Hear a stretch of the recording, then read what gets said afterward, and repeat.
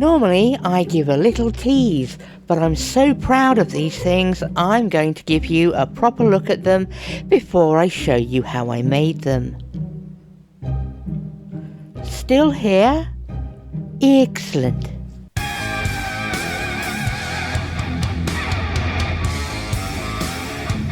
Howdy folks, I'm Autumn Witch and welcome to Bleeding Tree Gaming. Now, it's been a while since I did a terrain vid, and most of my previous ones were heavy on the scratch building vibe. This time, however, I'm going to be grabbing an existing plastic terrain kit and giving it a glow up with simple materials. No foam carving, no modelling compound, just cork, scatter and glue. I grabbed this Sector Imperialis Ruins kit for £25 from Element Games, £30 RRP from Games Workshop.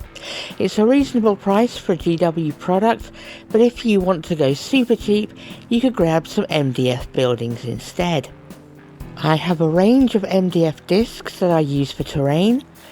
These are in 4-inch, 6-inch, 8-inch and 12-inch sizes. I have plenty of 4-inch coaster videos on this channel already, and 12 inches won't fit in my filming space. So 6 and 8-inch discs it is.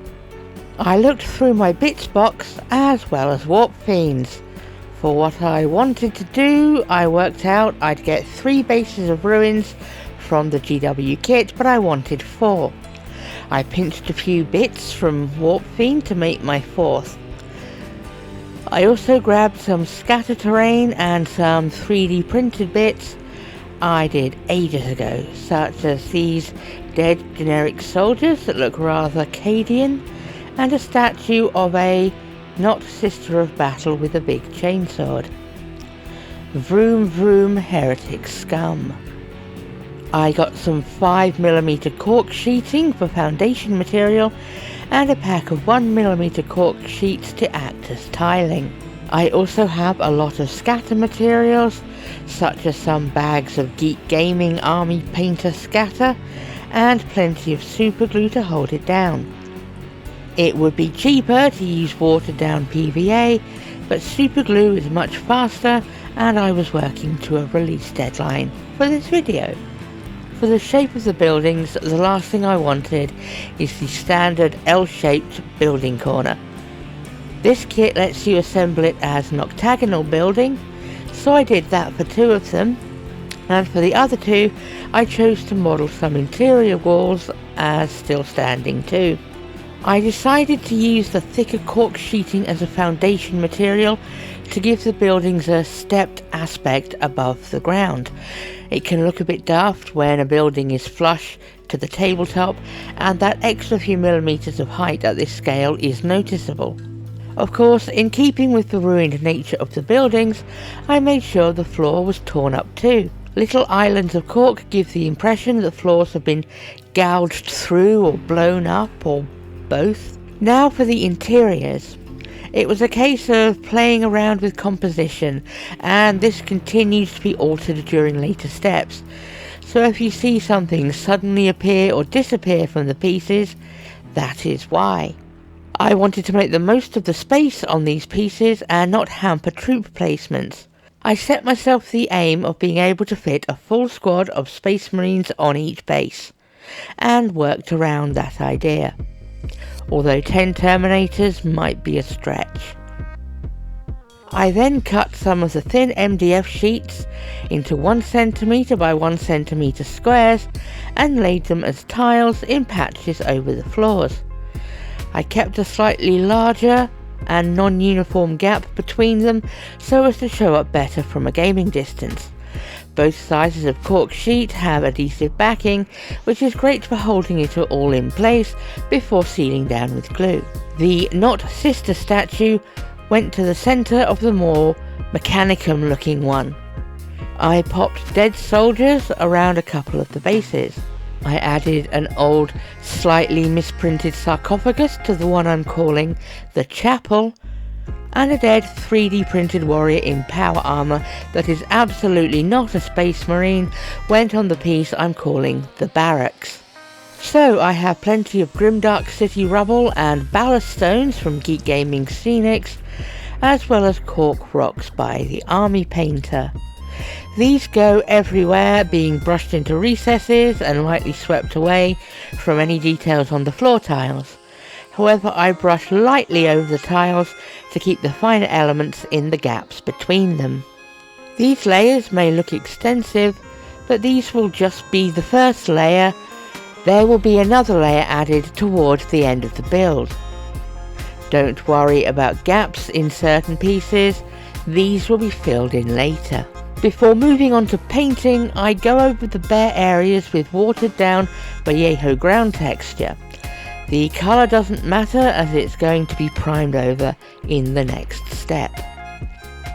I went for a Zenithal undercoat prime, but with an intermediate layer of textured spray paint. This gives a subtle texture on the flat surfaces, which masks the fact that it is plastic, resin or cork. I want each piece to be individual looking, but also tied together by a theme. I did that by stippling grey over all the stonework, leaving that Zenithal in the recesses. I decided to do this with a sponge and some tweezers. I decided on a different floor colour for the tiles on each one. Of all of them, I think the red was my least favourite, but I'll be dialing it back and dulling it down later anyway. I picked out all of the skulls for Skeleton Horde. I used mainly Skeleton Horde and Militarum Green to paint the not Cadian corpses. I used Balthazar Gold to paint the statue and the eagles on the crates, followed by a dry brush of one of Citadel's gold dry paints. I picked out metal parts with gunmetal and some more with the gold. Then I began to stipple watered down dried bark over the red floor. Then I thinned it more to serve as a wash and stipple that over the ground and objects that would naturally get water stained, like on the crates here. I then took Nailac Oxide, thinned it 50-50 with water and went over the statue, piping and window frames. It took about 3 thinned coats to get it how I liked, but I was pleased with the end result. It wouldn't be one of my videos without Tamiya panel liners. I pick out wall details such as rivets, bolts, pipes and what have you, and to add a little more contrast onto the casualties. When all that was dry, I gave another thinner coat of scatter mix over the whole thing, making sure to pack it under any objects and brush it away from the floor panels. It then got sealed down with super glue. I grabbed some lichen and added a few clumps here and there, again sealing them down with super glue. Lastly, I scatter mixed herbs over the top, brushing them to where I want them.